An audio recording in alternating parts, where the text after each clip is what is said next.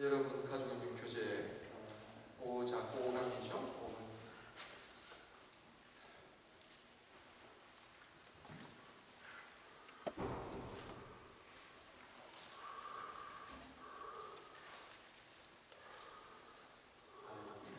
고생들이 많습니다. 부족한 종을 만나면 고생이 많다는데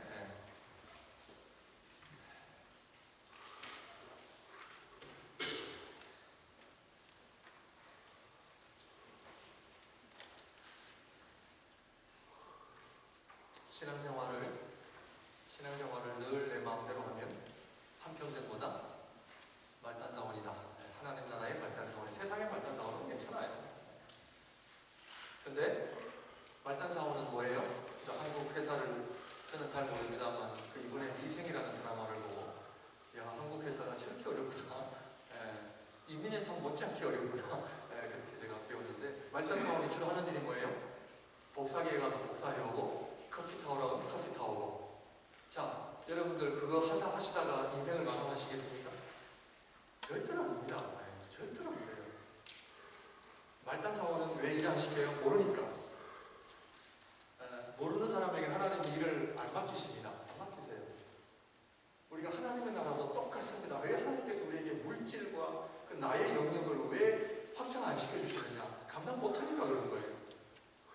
하나님께서 저와 여러분들에게 복권이 당첨되는 은혜를 왜 안 주시느냐? 복권 당첨되면 교회 나올 분 아무도 안 계시니까 그런 거예요. 저부터 시작해서. 우리 개척교회 하면서 목사님들끼리 모여가지고 웃는 얘기로 여기 안에 복권 하나씩 다 들고 있는데 복권이 당첨되면 내 이거 개척교회 안 한다 그러고 그건 잘못이잖아요. 그죠?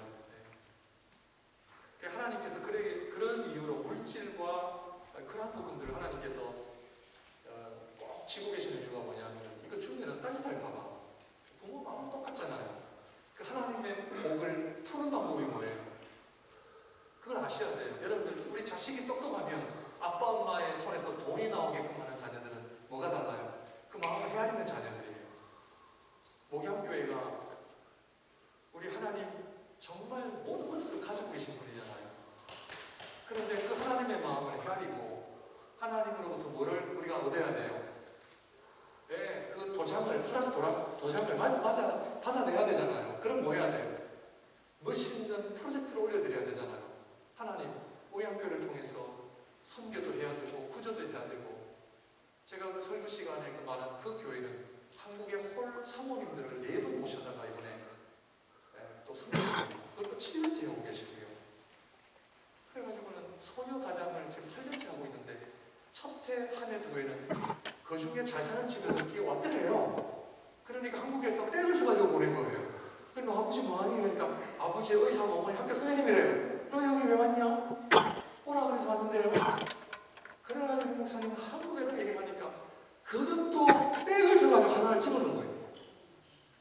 그래가지고 목사님이 죄송합니다. 뿔떡 화나셔가지고 한국의 담당자가 누군지를 다 해가지고 막 그냥 뭐라 그래요.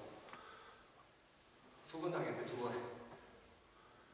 근데 실제로 그래서 강원도 산골짜기에 정말 한국에서 그렇게 가난한 소녀 가장을 4명을 뽑아서 오는데 정말로 공항에 가방도 없이 끈 가지고 보따리 사가지고 이렇게 나오더래요. 공항에. 그 정도로 가난한 거예요.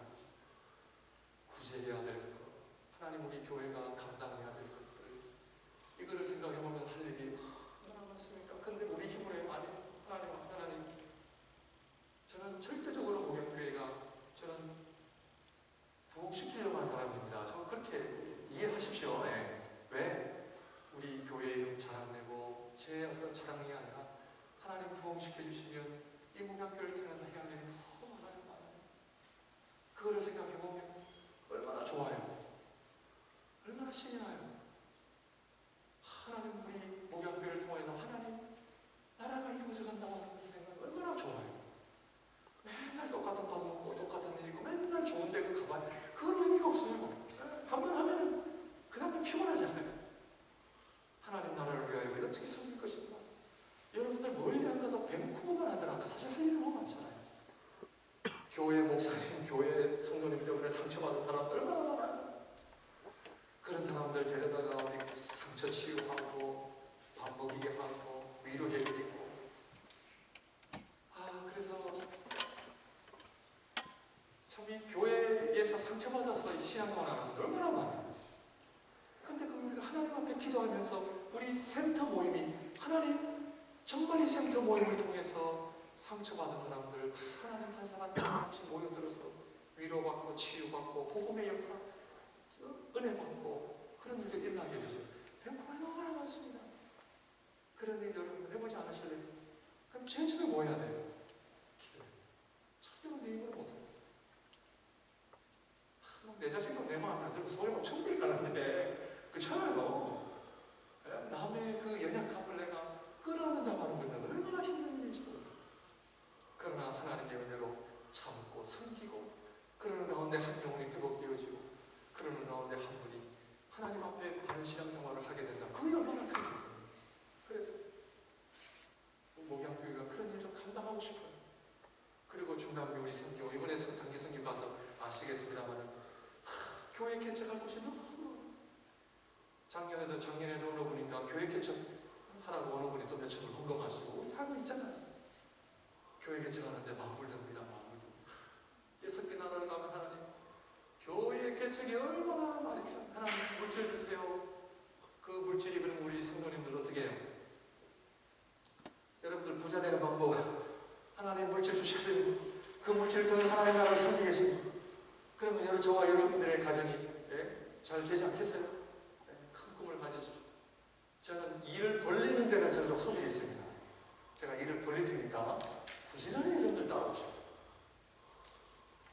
지금 제일 가장 하고 싶은 것이 코스타리카에 선교센터 하나 세우는 겁니다. 선교센터 하나 세워지면 6개 나라에 있는 목사님들이 코스타리카에 와서 일주일 동안 공부하고 돌아가고 이거 역할을 할 수가 있어요. 근데 코스타리카도 살기가 좋다는 소문이 들어가지고 미국, 캐나다 분들이 투자를 너무 많이 해놔가지고 땅값이 너무 올라와 있어요. 그래서 조성대사님하고 가다가 보면은 저 건물 좋아 보이는데요. 얼마입니까? 몇백만 불을 주님, 선생님 아무것도 없겠죠. 또 가다가 좋아 보이네요. 늘 차 타고 다니면 그거 얘기하면 선교센터가 저기 그러면은 목양교회 성도님들이 언제라도 가셔서 그곳에 계시면서 선교사님 돕고 얼마나 멋져요. 맨날 모여가지고 팀을 통해서 쓸데없는 얘기하고 하는 것보다 얼마나 좋습니까? 싸우지 마시고요. 싸우지 마세요. 그러니까 내가 하나님 앞에 훈련을 받아야 하나님이 확장을 해주세요. 그래서 제가 개척교회 하면서 하나님 왜 성장이 안 됩니까? 네 그릇이 작아서 그래서 회개도 많이 하고 결국은 목회자의 역량이잖아요. 그래서 제가 요즘 부지런히 제 역량을 늘리느라고 지금 우리 사랑하는 성도님들 여러분들의 역량을 늘리셔야 됩니다. 늘 작년 올해 늘 똑같은 요 수준 아니에요. 자꾸 역량을 늘리셔야 돼요. 그래서 말단 사원에서 한 단계 올라가면 하나님께서 여러분들에게 뭐를 주세요? 권세를 주세요. 권세. 말의 권세도 주시죠. 물질의 권세도 주시죠. 한마디로 영적 리더십을 여러분들에게 주세요. 그러면 하나님께서 그런 분들을 통해서 역사하시니까 그 영적 리더십은 언제 오느냐? 평소에 내가 훈련받아요. 기도 생활, 말씀 보고 훈련받고, 그래서 교회 와서 딴소리 안 하고 어떻게 위로할 것인가, 내가 어떻게 도울 것인가, 하나님이 그 인생을 쭉 사용하세요. 하나님께서 귀하게 사용하는 인생이 가장 복된 인생이에요. 참 복된 인생입니다. 하나님께서 그런 사람들을 통해 하나님의 나라를 이루어가게 하신다기 때문에 아무튼 여러분들 역량을 넓히시기 바랍니다. 기도 역량 넓히시기 바랍니다. 말씀 역량 넓히시기 바랍니다. 그래서 센터 모임들 역량 늘리기예요. 제가 알아요. 여러분들 힘든 거 알아요. 모이는 것도 힘들고 전도하는 것도 힘들고 그냥 하루 종일 일하다 보면은 그냥 모이기도 귀찮고 다 알아요. 그런데 어려워도 하셔야 돼요. 왜? 역량을 늘리기 때문에. 운동은 절대로 편안할 때 운동이 돼야 안 돼요. 안 돼요. 운동은 언제 되느냐? 고통이 올 때 운동이 돼요. 그래서 운동 제가 막 힘들 때 그때까지 성경을 하는 거예요. 편안한 건 아니에요. 신앙생활도 똑같아. 눈물 콧물 막 짜내고 막 힘들 때 억지로라도 내가 갈 때 그때 하나님이 조금 단계가 올라가는 거예요. 그래가지고 몇 년? 모세가 몇 년? 80년. 봅시다. 2번 영광의 지성소를 향한 출애굽의 과정입니다. 하나님의 찾아오심, 하나님이 예비하신 본자. 출애굽기 1장 11절에서 우리는 누구를 통하여 하나님을 만납니까? 출애굽기 공부하셨죠? 근데 은혜스럽게 다 또 잊으셨죠? 네, 그래서 목회자는 할 맛이 납니다. 자, 출애굽기 1장 11절에서 우리는 누구를 통하여 하나님을 만납니까? 누구를 통해 하나님을 만나요? 네? 준비된 목자, 준비된 목자를 통해 하나님을 만납니다.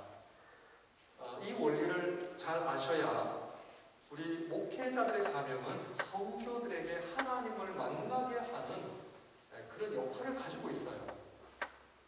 그래서 우리 목회자들은 하나님 앞에 1차적으로 뭐가 돼야 돼요? 준비가 돼야 돼요. 제가 이거 몰랐어요. 신학교 나와가지고 목사 수업 받으면 다 되는 줄 알았어요. 그런데 하나님께서 개척교회를 통해서 준비되지 않으면 안 된다. 내가 하나님 앞에 얼마나 다듬어지지 않는 거치는 존재인지를 하나님 가르쳐주셨어요. 아직도 묻었습니다만 말과 행동에 있어서 이 거친 거, 다듬어지지 않는 거, 시간 지키는 거, 예의 범절, 모든 자기 석상에서 내 중심적인 것들을 하나님이 다 훈련받게 하셔요. 준비된 목자예요. 준비된 목자. 우리 교회 세 분의 안수 집사님들 제가 일주일에 한 번씩 같이 만납니다. 왜 만나느냐? 준비된 목자가 되셔야 돼요. 안 되면은 사람들이 오질 않아요. 하나님께서 준비된 목자의 목적은 뭐냐면 하나님이 준비된 목자를 통해서 뭘 하세요? 사람을 그분에게 보내주세요. 그래서 하나님이 준비된 목자를 통해서 케어를 하게 하세요. 그래서 교회 와서 뭐 해야 돼요? 조금 전에 제가 강조드린 것처럼 준비를 해야 돼요. 말단 사원이면 안 돼요. 내가 말단 사원에서 이제는 올라가야 돼. 그래서 준비된 하나님의 목자로 역할을 합니다. 장로와 권사의 역할은 목자 역할을 하셔야 돼요. 품어야 돼요. 장로님들과 권사님들은 초신자하고 싸우면 안 돼요. 품어야 돼요. 우리 권사님들 아시겠죠? 그죠? 준비된 하나님께서는 누구를 통해 하나님을 만나게 하시냐? 준비된 사람을 통해서 하나님을 경험하는 그 원리를 만들어 놓으시기 때문에 그래서 한 사람의 목회자가 그렇게 중요한 거예요. 그 한 사람의 장로님이 그렇게 중요하고 한 분의 권사님이 그렇게 중요한 거예요. 왜? 그분을 통해서 사람들이 누구를 만나요? 하나님을 만나요. 준비되지 않으면 저분을 통해서 상처받고 교회를 떠나는 역사예요. 그래서 직분자가 중요한 거예요. 꼭 기억하셔야 돼요.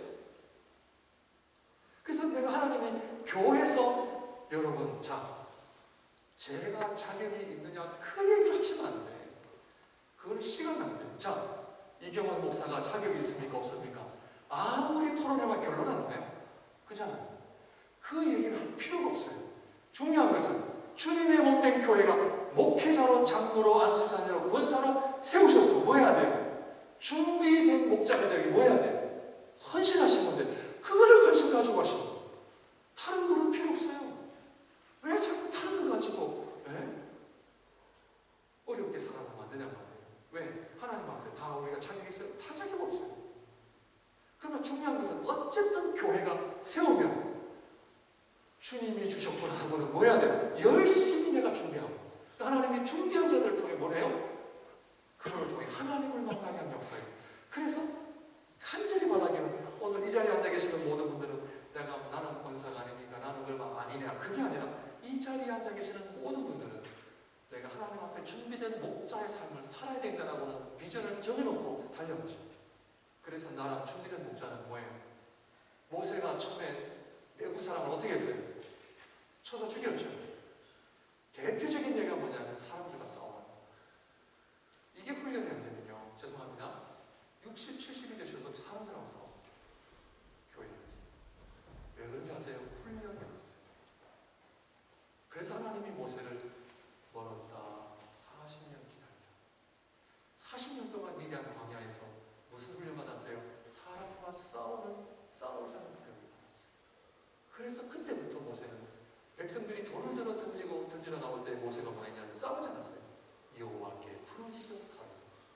그래서 출애굽기 13장 14장에 백성들은 원망 불평하는 백성, 그러나 모세는 뭐예요? 하늘을 향해 기도하는 모세. 우리 교회는 저게 문제예요.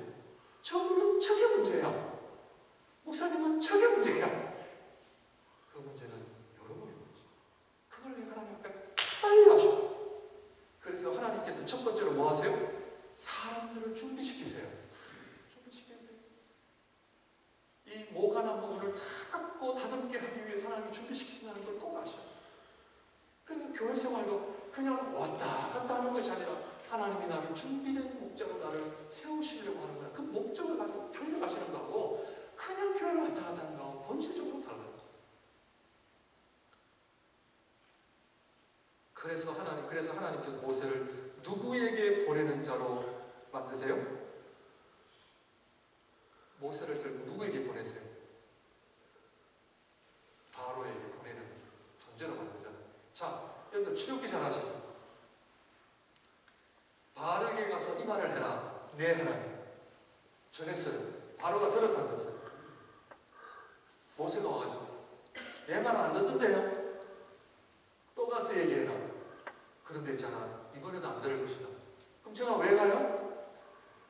묵상해보세요. 왜 가야 돼요? 아니, 가서 말을 들어야 제가 가는 보람이 있죠. 아니, 가라 해놓고는 하나님이 가서 말하면 바로가 들어 안 들어요? 안 들어요. 근데 왜 가요? 안 되면 그냥 막 뒤집어라도 해야 돼요? 이거 깨닫는데 제가 오랜 시간 걸렸다니까요. 제가 여러분들에게 아주 간단하게 쉽게 말씀을 드리잖아요. 좋은 학문이기 때문에. 오랜 시간이 걸려요. 왜 그러냐면요. 하나님은 모세를 통해 바로에게 말을 전하는 게 목적이 아니에요. 참, 모세가 하나님의 말을 듣는가 아닌가 그 훈련. 모세의 역할은요. 남이 듣나 안 듣나 상관없어요. 모세의 역할은 하나님이 하라는 걸 하는 거예요. 제가 이걸 깨닫고 나서 목회의 짐을 많이 드러났습니다. 왜냐하면 이 목사 예수님 말씀도 안 듣는데 이 말 안 들어가 사람들. 그걸 가르쳐주세요. 참 이게 좀 슬픈 얘기죠. 내 말도 안 들어. 이 말 들을 것 같아. 처음에는요. 제가 개척하고 설교하면 성도님들이 다 내 말 듣고 다 변화를 일어났다니까요.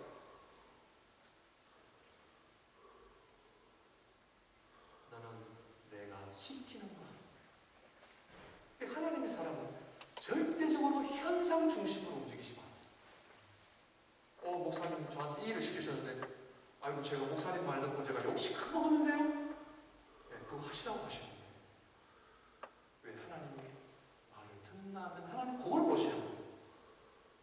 그러니까 바로가 듣느냐 그건 중요하잖아요. 하나님 말씀 네 말씀 전하고 왔습니다. 네 이걸 훈련시키시는 거예요. 하나님께서. 아시겠죠? 그죠? 그래서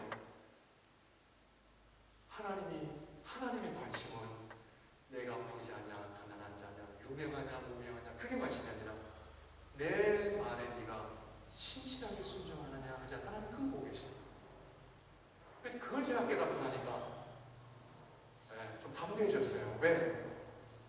들으실 분은 들으시고 안 되면 알아서 하십시오. 저는 하나님이 저에게 전하라고 하는 말씀 전할 뿐입니다. 그러니까 좀 상처를 좀 덜 받게 돼요. 그래서 제가 지금도 그렇지만 앞에서 찬양 인도할 때 누가 오셨나 안 오셨나 오셔야 될 분이 안 오시면 이게 지금 1절이 부르는다 내가 3절을 부르는다 이게 헷갈리거든요. 그러다가 막 반복해서 부르기도 하고 하나님의 너무 그래서 하나님이 은혜 주셔가지고 앞에서 인도할 때는요 누가 오시냐고 잘 안 보이게 하시더라고요. 하나님께서 희미해요 지금. 그래서 하나님 앞에 제가 그냥 예배 적어주었습니다. 찬송도 그래서 누가 오신지 안 오신지 열심히 좀 찬양해요. 그래서 고단수 목사님들은 이 두 가지를 다 하실 수가 있구나 하는 걸 제가 깨닫게 되는 거예요. 아직 저는 이 첫째나 한 가지밖에 안 보여요. 이걸 하면서 어느 분이 양들이 왔나 안 왔나 그걸 알아야 되는 게 부족했어요.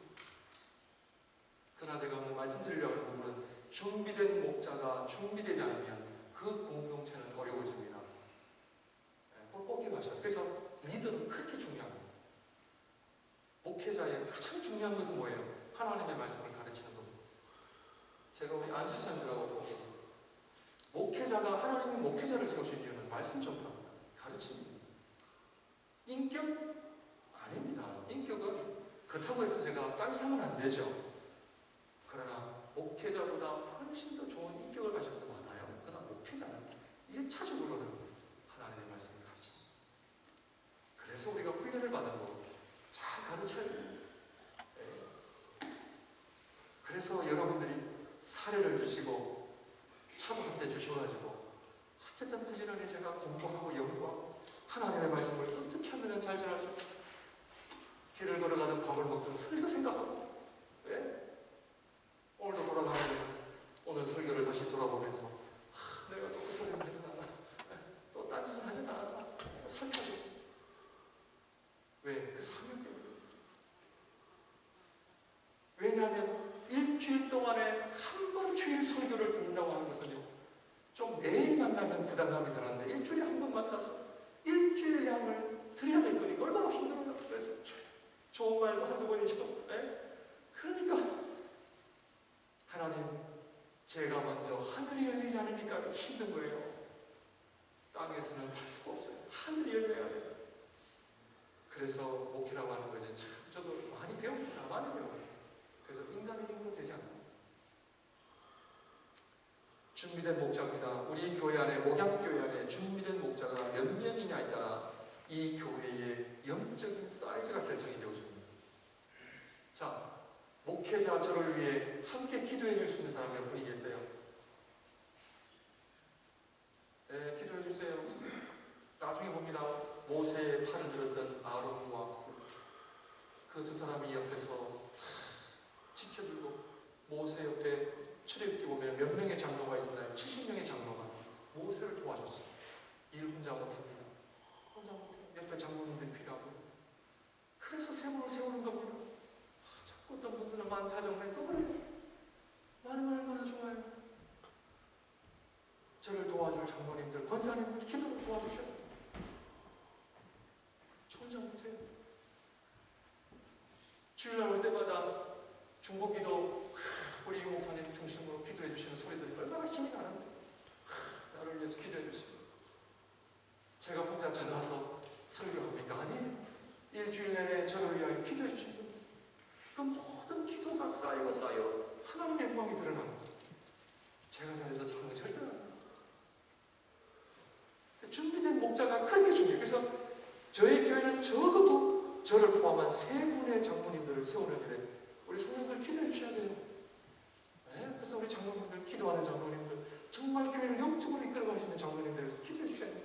적어도. 그 다음에 플러스 권사님, 그 다음에 권사님, 시부 권사님. 어쨌든 우리 권사님들, 기도하는 권사님들 되어주셔요. 그래가지고 우리 교회에 어머님 역할을 해주셔요. 어머님 역할. 모세는 10가지 재앙을 통하여 그들이 그동안 섬겨왔던 우상이 얼마나 무력하고 허무한 존재인가를 경험케 합니다. 목자는, 다 같이 읽습니다. 시작. 목자는 하나님이 살아계심을 보여주고 영적 세계로 우리를 이끄는 구원의 대행자입니다. 목자는, 목회자의 가장 큰 기쁨은 제가 말씀을 전하고 성경을 가르칠 때에 듣고 은혜를 받을 때 이것보다 최고의 영광이 없어요. 그래서 중미에 가잖아요. 코스타리카에 가면은 5일 동안 말씀을 가르치면요, 목사님들이 얼마나 은혜를 받으시죠. 천국이죠.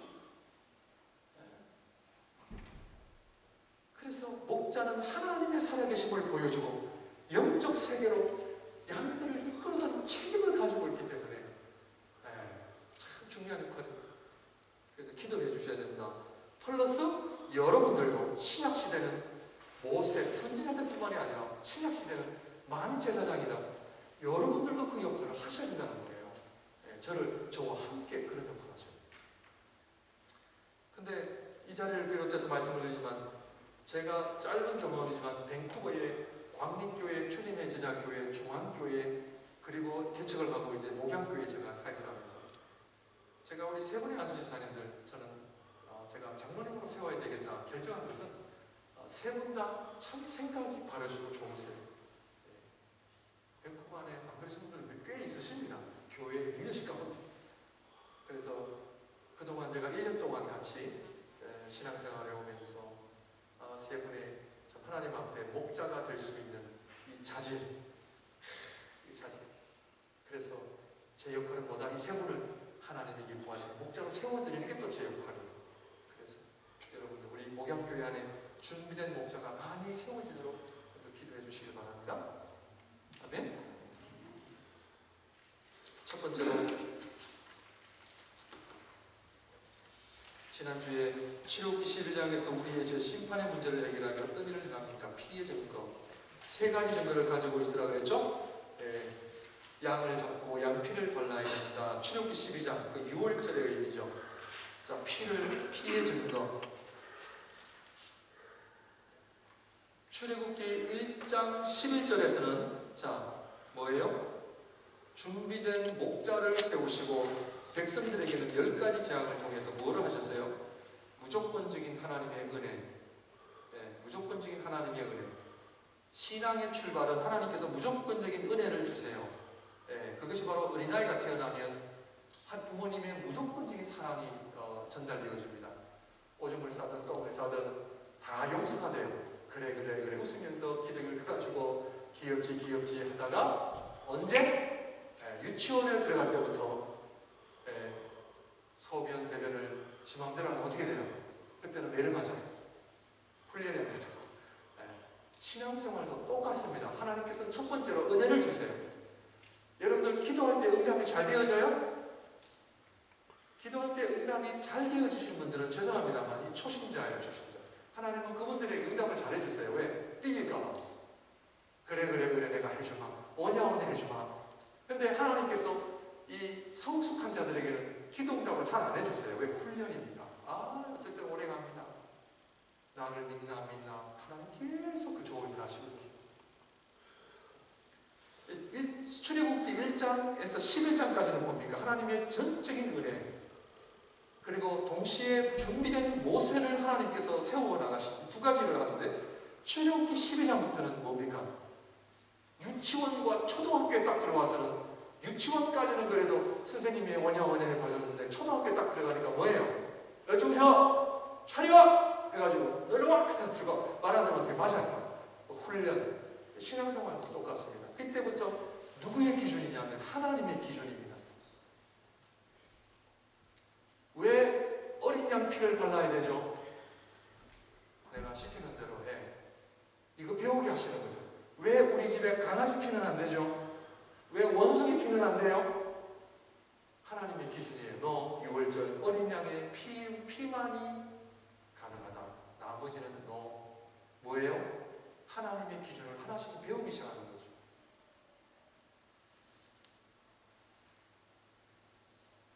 하나님께서 정해놓으신 거죠. 그래서 이 피를 바르면 어떻게 된다?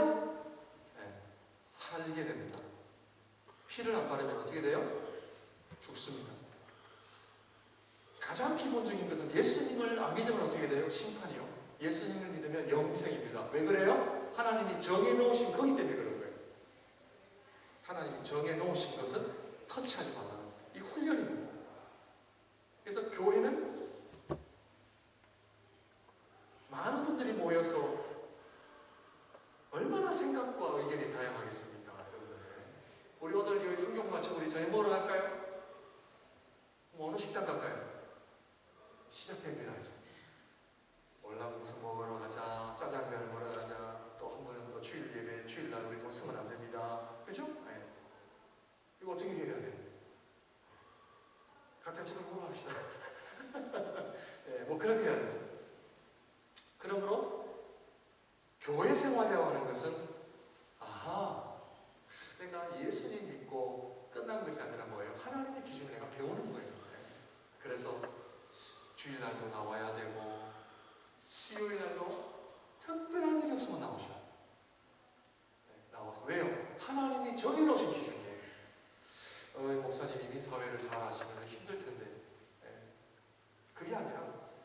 새벽 기도해? 네.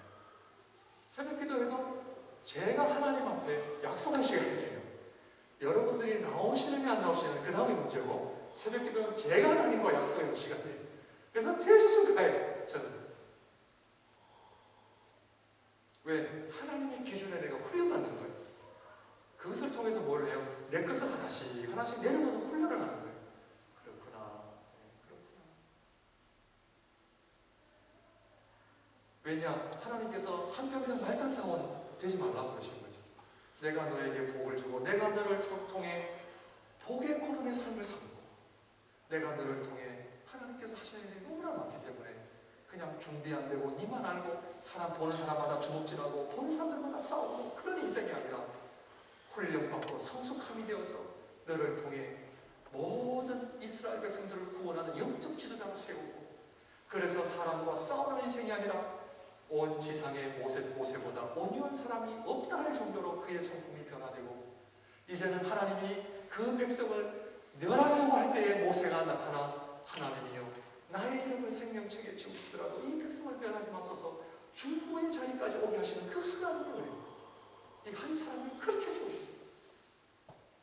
놀랍잖아요. 근데 이것이 왜 중요하냐? 하나님 나라에 들어가는 중요한 거죠.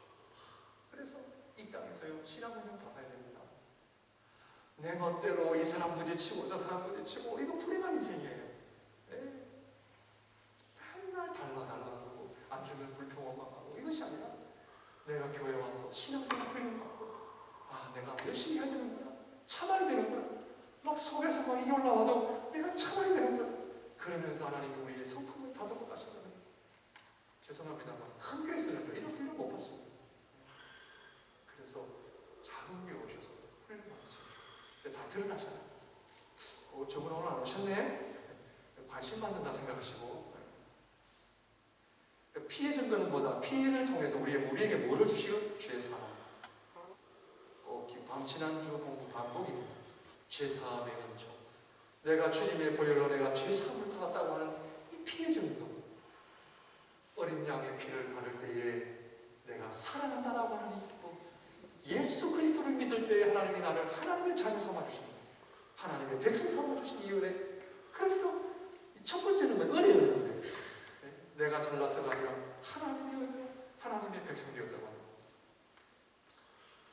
지난주 수요기도회 때 사도행전을 말씀을 전하면서 참 은혜가 되었던 것은 그 복음이 2000년이 지난 오늘날에도 내가 이 복음을 믿고 내가 이 복음을 가르치고 있다는 것이 얼마나 큰 은혜인지. 하나님의 은혜로 내가 하나님의 자녀가 되었다라는, 내가 복음을 알고 복음의 능력을 내가 경험한다는 거예요. 축복이잖아요. 피해 증거 꼭 기억하시길 바랍니다. 죄사함이라고 하는 증거 얻으셨습니까? 아멘. 내가 예수 그리스도의 보혈로 내가 하나님의 자녀가 되었고 내 죄가 해결되었고 더 이상 나에게 정죄함이나 죄책감이나 과거의 어떤 그걸로 인하여 어떤 우울이나 상처 이거 다 치워버리십니다. 우리는 날마다 새로워요. 두 번째 물의 증거입니다. 이 물의 증거는 어린 양의 피를 무설주에 바르고 그 다음에 홍해를 건너는 사건이죠. 홍해를 건너는 사건을 성경은 다른 말로 세례의 사건이라고 이야기를 합니다. 세례. 그래서 성경은 서로 연결이 되어 있고요. 이 맥이 흐릅니다. 맥이 흘러요. 그래서 구약과 신약이 왔다 갔다 하는 그런 연결고리가 있기 때문에 이스라엘 백성이 홍해를 건넌 것이 신약에서는 무슨 사건이에요? 세례의 사건입니다. 그 세례의 사건은 물의 증거인데 이 세례는 전적으로 뭐예요? 내가 죽고 그리스도가 사는 자기 부인이에요. 자기 부인.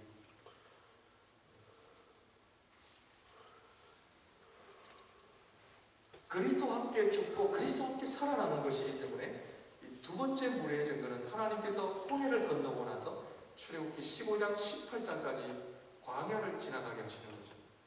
하나님께서 우리 인생에 광야를 주시는 이유는 철저하게 누구를 제거하기 위한 훈련입니까?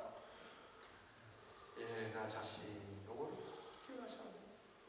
이걸 모르면 몇 년 방황? 40년 방황, 결국에는 광야에서 죽어요. 하나님이 나에게 광야를 허락하시는 이유는 철저하게 누구를 제거하기 위해서 내 자신, 신앙생활은 누구를 때려잡아야 된다? 내 자신을 때려잡아야 된다. 아직도 남편, 아내, 자식, 환경, 밴쿠버, 교회 목사님, 교회 장로님 아직도 그 원인을 그렇게 내시면 그런 분들 적은 것 같아요? 많은 것 같아요? 적은 것 같아요? 많은 것 같아요? 주위에 이런 분들 은근히 많습니다. 많아요.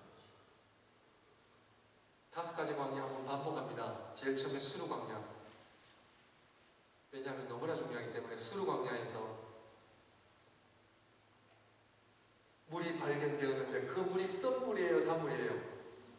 네, 이것은 무엇을 의미해요? 내 기대를 내려놓는 겁니다. 내 기대. 하나님께서 첫 번째 허락하신 광야의 훈련은 내 기대를 내려놓는 작업입니다. 내가 결혼을 했는데 저 남편이 아내를 이렇게 해주리라 그 기대 내려놓으라는 거죠. 내가 목양교회 나오는데 그 기대 내려놓으라는 거죠. 네. 개척교회 하니까 1년, 2년, 3년 되면은 한 100명 모일 줄 알았어요. 하나님 그 기대 내려놓으라는 거죠. 네. 내가 교회에 대한 기대, 내 자식에 대한 기대, 내 어떤 남편이나 어떤 모든 인생에 대한 기대 내려놓으라는 거예요. 왜? 내 기대는 내 중심적인 거예요. 그걸 하나님 앞에 내려놓는 훈련을 하셔야 되는 거죠. 그래서 이 물을 마시려고 했더니 어떤 물이 있어? 썩물이에요. 썩물이에요. 그런데 일반 사람들은 썩물을 대하니까 뭐예요? 불평만 하는 거죠. 왜 자기는 그래? 왜 이런 거야? 왜 이렇게 왜 그 빨래할 때 왜 자꾸 양말을 좀 안 피고 그냥 돌돌 말아가지고 집어넣는 거야? 맨날 좀 피더라고. 그렇잖아요. 그럼 한 번 얘기하면 고쳐야 된다. 우리는 안 고치거든요. 해가지고 또 집어 던지고. 그죠? 나의 기대를 내려. 나의 기대. 그래서 교회를 통해서 신앙생활을 하셔요. 왜? 교회 와서 누구를 만나요? 나와 전혀 다른 분들을 만나게 돼 있어요. 뭐 무슨 훈련이에요? 내 나를 내가 옆에 있는 분들 맞춰줍니다. 네. 오늘 짜장면 맛있었죠? 맛있다고 하는데 어떤 분이 또 왜 이렇게 또 싱거워 소금 갖다 드릴까요? 먹으려면 주는 대로 드세요. 그런 게 아니라 소금 갖다 드릴까요? 네. 맞춰줍니다. 맞춰줍니다.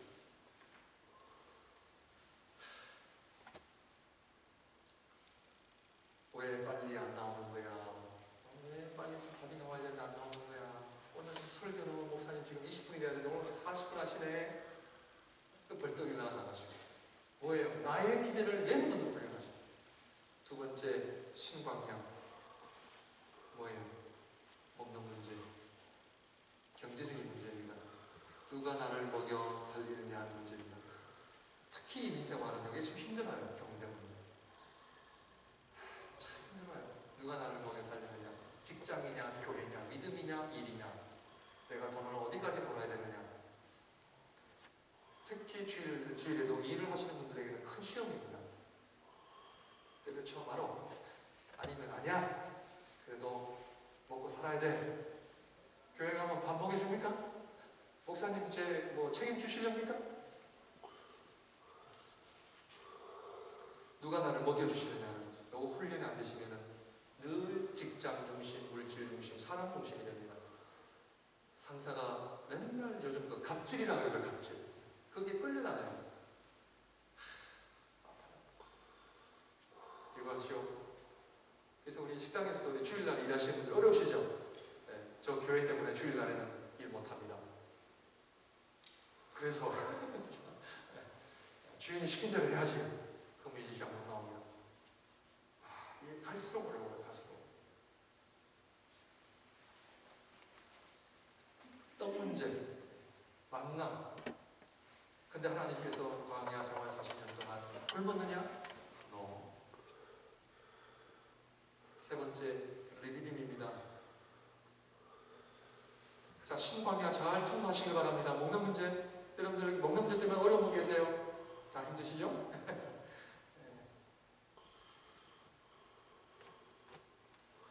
우리 목회자에게도 똑같은 문제 어려움이 다가오는데, 참 저도 그 직장 생활을 하면서 하니까 참 성도들의 입장을 많이 이해하게 되고, 저도 월요일에서 금요일까지 일을 하니까 금요일날 기도해. 그런데 가기 싫더라고요. 저도. 그냥 오늘 그냥 쉬었으면 좋겠나.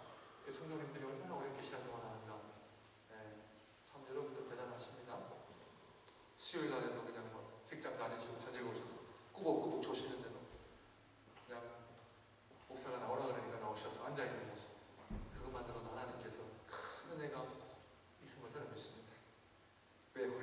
세 번째 리비딩 뭐예요? 예, 단서. 이거는 의미입니다. 의미. 인생의 의미가 무엇이냐? 자, 물질이 있고 건강이 있으면요, 이제는 의미가 이제 다가오거든요. 인생이 뭔가. 그래서 여러분들 인생의 말년에 무엇에 목마르냐면요, 제가 잘 맞췄는지 안 맞췄는지 모르겠어요. 제 짧은 목회 경험으로 봐서는 어느 정도 연세가 드시고 이제 여기서는 65세가 되면은 공무원이잖아요. 네. 공무원 되시면 연금이 나오시는데, 밴쿠버에 사시는 분들이 연금도 나오고 이제는 물질도 어느 정도 있고 건강도 한데, 한 가지가 뭐가 이게 좀 부자라냐면요, 의미의 의미. 그래서 뭐 하냐면 명예에 대한 욕이 생겨나요. 그래서 사람들에게 인정받고자 하는 욕구가 일어나요. 그래서 나이 많으신 분들이 많이 많아지는 이유가 뭐냐면은 인정받기 위한 욕구라고 저는 봐요. 네. 그거는 한 개인의 어려움이 아니라 우리 모두의 어려움이에요. 그래서 제가 여러분들에게 지금 부지런히 신앙의 훈련을 받으시라는 거예요. 왜? 교회 안에서 신앙 훈련 받으시면요, 연로하면 연로하셔서 뭘 받아요? 사랑과 존경을 받습니다. 그런데 교회 안에서 신앙 훈련이 안 되면 사랑과 존경을 받을 수가 없어요. 왜? 사람들은 다 저분 툭하면 나와 이러거든요. 근데 저분 훌륭하신 분이야. 우리가 조금만 더 인생을 우리가 한번 조금만 5년 10년 뒤를 생각해보자. 그럴 때 결국에는 먹는 문제도 아니요, 입는 문제도 결국 의미의 문제인데, 그 의미를 교회 안에서 정말 하나님 앞에 사랑과 존경을 받는 그런 역할로 저는 좀 하시라는 거죠. 예? 그래서 정말 장로님, 권사님 사랑과 존경을 받는, 그럴 때에 주님 앞에 그 주님의 부르심을 받을 때도 얼마나 많은 사람들이 그분을 축복해주고 아쉬워하고, 그 축복 속에 우리가 주님 앞에 가야 되지 않겠어요? 근데 훈련 안 하면 안 돼요. 한평생 당신밖에 모르신 분이야. 당신밖에 몰라. 우리 할머니들한테 그런 얘기 많이 하잖아요. 예? 뭐 잘하시잖아요. 시어머니 저분은 당신밖에 몰라. 그런 얘기는 참 안타깝잖아요. 베풀고 참 이렇게 우리가 해서 참 사랑 존경받는 어머니, 그 아름다운 그 인생의 의미를 우리가 지금부터 준비하지 않으면 안 된다는 거예요. 교회 공동체가 얼마나 좋아요. 네. 얼마나 좋아요. 그러면 권사님 저를 위해서 기도해 주세요. 장로님 저를 위해서 좀 기도해 주세요. 얼마나 좋아요. 네 번째는 뭐예요? 아말렉과의 전쟁에서 사람과의 싸움입니다. 전쟁이죠, 전쟁. 영적 전쟁에서, 아말렉과의 전쟁에서 이길 수 있는 비결은 뭡니까? 아론과 훌 두 사람이 모세를 도왔어. 모세가 팔을 내리면 전쟁에서 지고, 모세가 팔을 올리면 전쟁에서 이기고. 누구 때문에 이겼어요? 옆에서 그 팔을 붙들고 있는, 모세 팔을 붙들고 있는 아론과 훌 때문에 그 전쟁을 이긴 거죠. 결국 오늘날 교회는 목회자들을 얼마나 옆에서 잘 돕느냐. 물론 목회자 제 자신도 잘해야 되겠지만 옆에서 얼마나 돕느냐. 협력자들이 얼마나 있느냐. 잘 되는 교회는 여러분들 목사님도 훌륭하지만 이 협력자들이 아주 좋습니다. 목사님 말씀을 하십시오. 제가 하겠습니다. 그런 교회하고 말할 때마다 꼬투리를 잡아가지고 끌어내는 교회, 어느 교회가 잘 되겠습니까? 그러니까 생토에서 우리 합시다. 네! 이거 합시다. 네! 옆에서 도와줘. 이거 합시다 그러는데 아유 그거 왜 해요? 이러지 않아요. 왜? 협력자로 살아요. 이제는 나의 인생이 아니에요. 하나님의 일이에요. 하나님이. 그러니까 하나님의 나라를 바라볼 때는 내가 힘들고 귀찮아도 하지 않으면 하겠습니다. 따라가야 되는 거죠. 그것이 아말렉 전쟁에서 주는 교훈입니다. 다섯 번째, 리더십이죠. 이것은 뭐냐면 모세의 리더십의 위기가 찾아올 때, 목사에게서부터 문제점이 나에게 발견되어질 때, 저 목사를 이제 가르쳐야 되겠구나가 아니라 리더의 약점과 흠집이 보일 때, 그때 뭐냐면 하나님께서 그분을 통해서 그 목자의 연약함을 채우라고 하는 사명이라는 깨달으시잖아요. 그래서 모세 장인이 이대로가 모세 당시 원자 일을 할 수 없습니다. 일을 나눠서 하세요. 그래서 일을 나눠야 됩니다. 그래서 제가 세 번의 장로님을 세우시는 이유도 저와 일을 나누기 위해서입니다. 네? 웬만한 문제는 세 번 장로님이 다 알아서 해결하십시오. 목사가 가서 기도를 하든 우리 정경규 장로님 오셔서 기도해 주셔도 됩니다. 우리 세 분의 장로님이 웬만하면 다 가서 기도해 주셔도 다 회복이 되는 치유가 역사가 일어날 줄 믿습니다. 아멘? 네. 그래야 제가 좀 더 자유스러워집니다. 리더십을 나눠야 돼요. 나눠야 돼요. 목사 혼자 다 하려고 하니까 교회가 어렵고 어렵고. 그래서 아직까지는 저희가 그런 이론은 아니지만 거의 어느 가정에 아이가 태어났습니다. 물론 좀 더 가죠. 그러나 장로님도 하셔서 축복 기도를 해주고 목사보다 더 메스러운 기도해 주시면 될 줄로 믿습니다. 아멘? 그렇게 가셔. 저보다 더 훌륭한 영적 리더십을 회복하시기를 주님의 이름으로 축원드립니다. 아멘 안 하세요? 네. 그러니까 지도자의 흠증이 보인다. 내가 기도를 하라고 그러는구나. 그거를 내가 채워드려야 되겠구나. 그 과정입니다. 두 번째 점은 물의 점검입니다. 다섯 가지 광야 보았습니다. 세 번째 성령의 점검입니다. 출애굽기 19장 24장에서 하나님은 이스라엘을 어디로 인도하십니까? 어디로 인도하세요? 19장에서 어디로 인도하세요? 지금 찾아보시면 듣고 신의 산으로 부르시죠. 신의 산에서 뭐를 해요? 율법을 받죠? 네, 10계명을 받습니다. 여러분들 말씀 묵상 오늘 몇 분 되셨어요? 3장 되셨어요. 왜 안 되세요, 여러분들? 네. 말씀은 뭐냐면 나의 스피릿을 자꾸 말씀 앞에 내가 바꾸는 작업이에요. 나의 가치관, 내 인생의 모든 것들을 말씀으로 자꾸 바꾸는. 하나님이 신의 산을 통해 430년 동안 노예로 살아온 그들을 하나님의 말씀으로 바꾸시는 역할인데 우리 안에 무슨 근성이 있어요? 조금 표현하기는 그렇지만 노예 근성이 있어요. 우리에게 노예, 죄의 근성이 있는 거예요. 이 죄의 근성이 쉽게 사라져요, 안 사라져요? 여러분, 쉽게 사라져요, 안 사라져요? 너의 이 죄의 근성 조금만 해보면 괜찮아, 편안하게 그냥 그래서 이제 굿모닝이네 지영이는. 그래서 신의 산을 통해서 하나님의 말씀을 그냥 보기 싫어도 자꾸 나의 생각, 가치관, 철학을 자꾸 말씀으로 노예 근성을 없애는 작업. 요게 안 되면 노예 근성이 사라지지 않습니다. 노예 근성이 저도 또 왜 이래 이스라엘 백성을 보잖아요. 툭하면 돌더라고요. 모세를 치고 툭하면 40년 광을 노예 근성이. 그래서 늘 말씀으로 주님 내 자신 가까이. 성령의 사람은 늘 말씀을 가까이 하고 오늘도 하나님이 기뻐하시는 일이 뭔가, 오늘도 내가 어떻게 살아야 되는가, 지금 돈이 나에게 시간이 있는데 내가 오늘 어떻게 쓸까, 맛있는 거 사 먹어야지, 어떻게 할까, 좀 기도해야지, 내가 좀 어떻게 해야 될까. 이 성령이죠. 성령이죠. 출애굽기 25장 40장에서는 성막으로 들어가는 과정을 하잖아요. 성막에 들어가면서 결국 뭐예요? 하나님의 영광을 체험하면서, 하나님의 영광을 보면서 이 모세가 이 신의 산에서 하나님의 영광을 경험을 했기 때문에 백성들의 모든 어려움들을 그가 다 극복할 수 있었던 이유가 거기에 있지 않았나 생각을 합니다.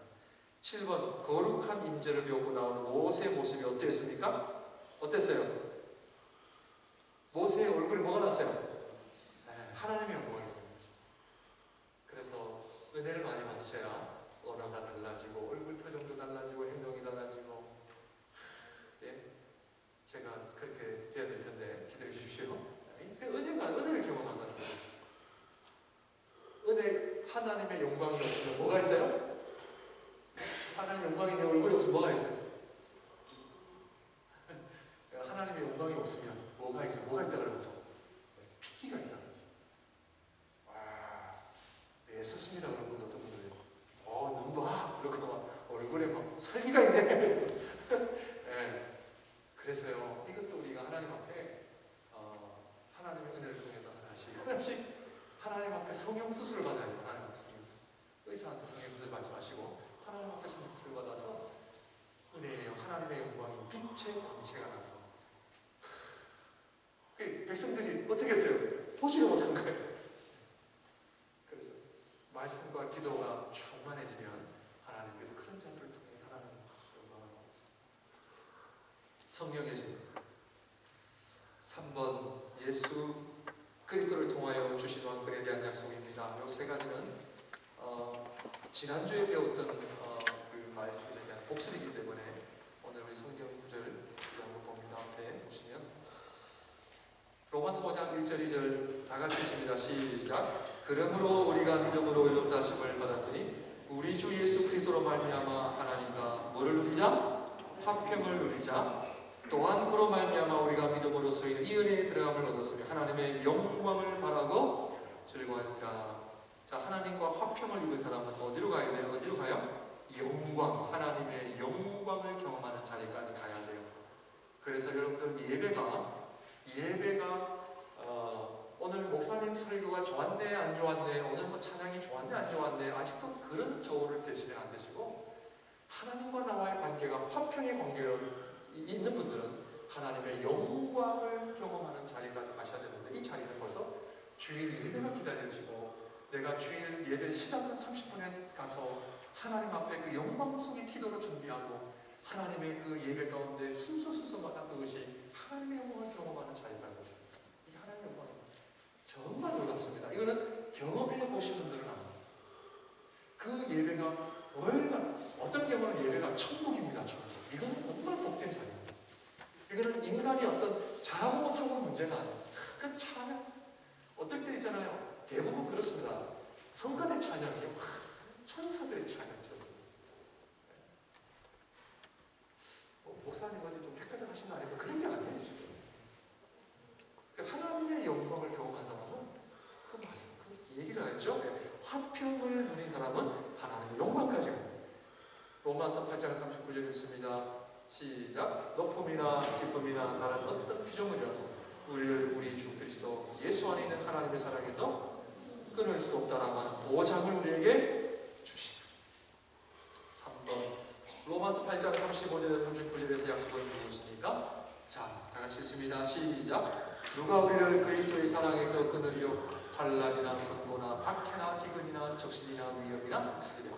기록된 바 우리가 종일 주를 위하여 죽임을 당하게 되면 도살당할 양같이 여김을 받았나이다와 같으니라. 그러나 이 모든 일에 우리를 사랑하신 이로 말미암아 우리가 넉넉히 이기느니라. 내가 확신하노니 사망이나 생명이나 천사들이나 권세자들이나 현재이나 장래이나 능력이나 높음이나 기쁨이나 다른 어떤 피조물이라도 우리를 우리 주 예수 그리스도의 하나님의 사랑에서 끊을 수 없습니다. 넉넉히 이긴다고 해요. 4번 로마서 5장 15절 17절 20절 약속은 무엇입니까? 5장 15절 읽습니다. 시작. 그러나 이 은사는 그 문제와 같지 아니하니 곧 한 사람의 범죄를 인하여 많은 사람이 죽었으며 더욱 하나님의 은혜와 또한 한 사람 예수 그리스도의 은혜로 말미암은 선물로 많은 사람에게 넘쳐나느니라. 5장 17절입니다. 한 사람의 범죄로 말미암아 사망이 그 한 사람을 통하여 왕노로 하였은즉 더욱 은혜와 의의 선물을 넘치게 받는 자들은 한 분 예수 그리스도를 통하여 생명 안에서 왕노를 하리로다. 왕노릇. 첫 번째는 예수 그리스도로 말미암은 선물. 많은 사람이 어떻게 해요? 넘쳐요. 하나님이 우리에게 주신 은혜는 넘쳐나는 거예요. 두 번째는 왕노릇. 세 번째 로마서 5장 20절입니다. 시작. 율법이 가입한 것은 범죄를 더하게 하려 합니다. 그러나 죄가 더한 곳에 은혜가 넘쳐나요. 마지막으로 로마서 5장 14절 17절 14절입니다. 시작. 그러나 아담부터 모세까지 아담의 범죄와 같은 죄를 짓지 아니한 자들까지도 사망이 왕노릇하였나니 아담은 오실자의 고용이라. 한 사람의 범죄로 말미암아 사망이 그 한 사람을 통하여 왕노릇하였은즉 더욱 은혜와 의의 선물을 넘치게 받는 자들은 한 분 예수를 통하여 생명 안에서 왕노릇하리로다. 이 두 번째 21절 이는 죄가 사망 안에서 왕노릇한 것 같이 은혜도 또한 의로 말미암아 왕노릇하여 우리 주 예수 그리스도 말미암아 영생에 이르게 하려 함이라. 적용 질문. 내가 살아왔던 삶의 원칙, 나의 우상은 무엇이었는가? 이번 나의 마인드 사이클은 어떤 모양을 하고 있는가? 바라본 마음, 생각, 언어, 습관, 과제, 가장 힘들었던 사건 3가지를 선정하여 위의 마인드 사이클을 정리하고 구속사, 지향적, 사고 사이클로 바꾸어 보십시오. 참 말이 어렵죠? 네. 가장 힘들었던 3가지 사건을 여러분들이 기록하셔서 출애굽기 아까 전에 우리가 한번 보았던 것을 토대로 해서 한번 여러분들이 적용을 해보시면 좋다는 그런 이야기입니다. 사건, 요셉이 형들에 의해 팔려간 사건, 창세기 사건 잘 아시죠? 나의 마인드 사이클. 1번 기대. 여러분들 교재 가지고 있죠? 예. 기대. 나의 마인드 사이클은요, 내가 하나님을 믿기 전이에요.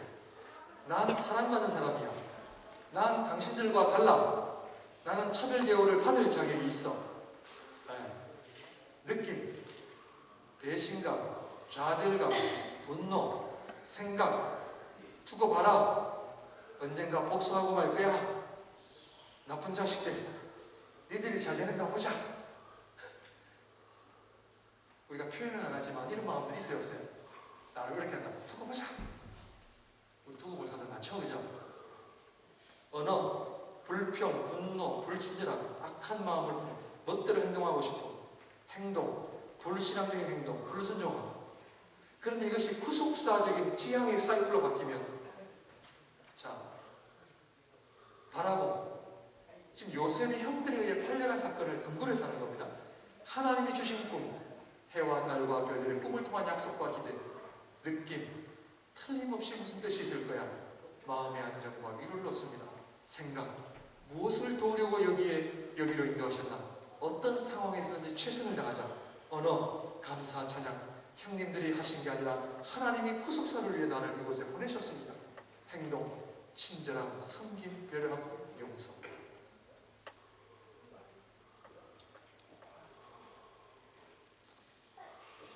사건, 요셉이 형들에 의해 팔려간 사건을 다시 해서 구속사 지향적 사고. 그죠? 창세기 45장 5절에 당신들이 나를 이곳에 팔았다고 해서 근심하지 마소서, 한탄하지 마소서, 하나님이 생명을 구원하시려고 나를 당신들보다 먼저 보내셨나이다. 45장 6절 이 땅에 2년 동안 흉년이 들었으나 오직 5년은 밭가리도 못하고 추수도 못할지라. 3번 45장 7절 하나님이 큰 구원으로 당신들의 생명을 보존하고 당신들의 후손을 세상에 두시려고 나를 당신들보다 먼저 보내셨나니 집중의 원리, 그리스도께 집중하라. 나치 독일의 감옥에서 견디기 어려운 고난과 싸우던 코리 텐둠 여사는 감옥 속에서 이런 놀라운 고백을 남겼습니다. 만일 우리가 이 세상을 보면 절망할 것이다. 만일 우리가 우리 내면을 보면 낙담할 것이다. 하지만 우리가 그리스도를 바라본다면 우리는 안식할 것이다. 참 멋있는 말을 했죠. 오늘 여기까지. 다음 주는 믿음 생활의 실제에 대해서 이제 하겠습니다. 기도하겠습니다. 사랑의 주님,